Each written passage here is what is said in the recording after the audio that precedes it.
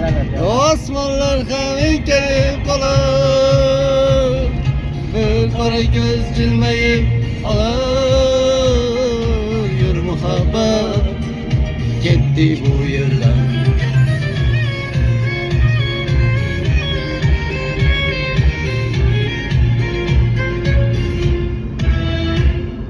Ne kıldı mı yüzleri ziba,